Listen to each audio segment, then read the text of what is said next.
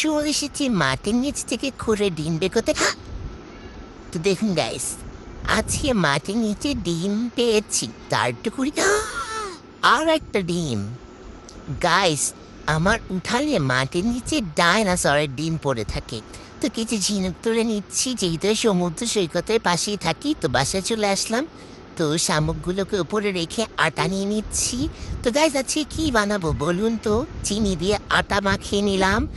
এখন আমি একটি প্লেট নিয়ে নেব এবং ডিমটি ভাঙিয়ে নেব। তো এই যে একটু লবণ দিয়ে নিলাম।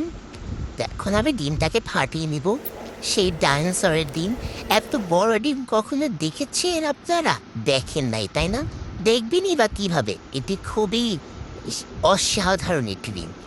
তো এই যে এটাকে হালকা করে মাখিয়ে নিব ভালো করে, একটু আটা দিয়ে দিব, নরম হয়ে গিয়েছে। তো সাইডে রেখে দিলাম। তো জ্বালা না ভাঙে গেছে আমার ঘরের, তাই সাইড করে রেখে আগুন ধরে নিলাম।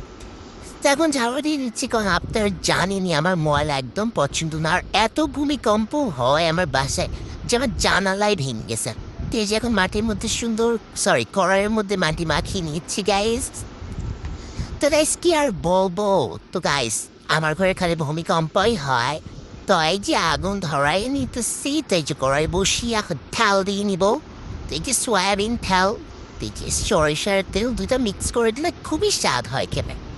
তো এই যে এখন আমি সুন্দর করে কাই করে রাখা এগুলো দিয়ে সুন্দর করে পিঠা বানিয়ে নেব। তো আজকে আমি ডিমের পিঠা বানিয়েছি।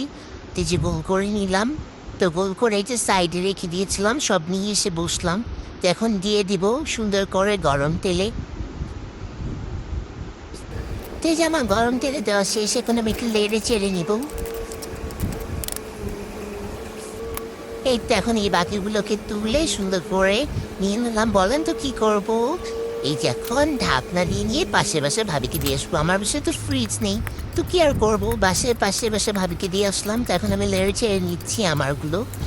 তো এই যে ফুটে উঠেছে, কি সুন্দর, তাই না গাইস? আমি এটাকে সুন্দর করে ঢাকনা দিয়ে দেবো। এই যে ঢাকনা দিয়ে দিলাম। তো কি আর বলবো গাইস, আমার ঘরে খালি ভূমিকম্প হয়। একটু আগে বললাম, আবার বললাম, ওই যে আমার জ্বালানাটি ভেঙে গিয়েছে। তো এই যে এখন আমি লেড়েচে নিয়ে, তো একটি হয়ে গিয়েছে, আমি দেখতে পাচ্ছি ব্রাউন ব্রাউন হয়ে গেছে, আবার ঢেকে দিলাম। তো এই জিনিসগুলোকে আমি আমার টবে দিয়ে দিচ্ছি, সুন্দর করে দিয়ে সাজিয়ে রাখবো পাশে। তো এই যে এখন ঢাকনাটা উঠিয়ে দিয়ে দেখলাম যে প্রায় হয়ে গিয়েছে, তো দুটা উঠাই নেবো, কারণ দুটো হয়ে গিয়েছে। দেখুন কি সুন্দর হয়েছে, তাই না গাইস? এগুলো হচ্ছে একটু শক্ত শক্ত বিস্কুটের মতো হবে খেতে।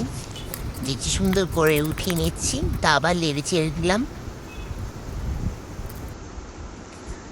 তো এখন বাকি তিনটা আছে, এগুলোকেও লেড়ে চেড়ে দিয়ে এখন নামিয়ে নেব সুন্দর করে। দেখুন গাইস, রংটা কি সুন্দর হয়েছে, খেতেও খুব স্বাদ।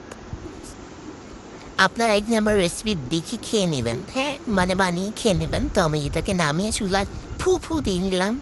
তো এই যে দেখুন কি সুন্দর শক্ত এবং ক্রাঞ্চি হয়েছে, পুরো কুকিজের মতো। আল্লাহ হাফেজ।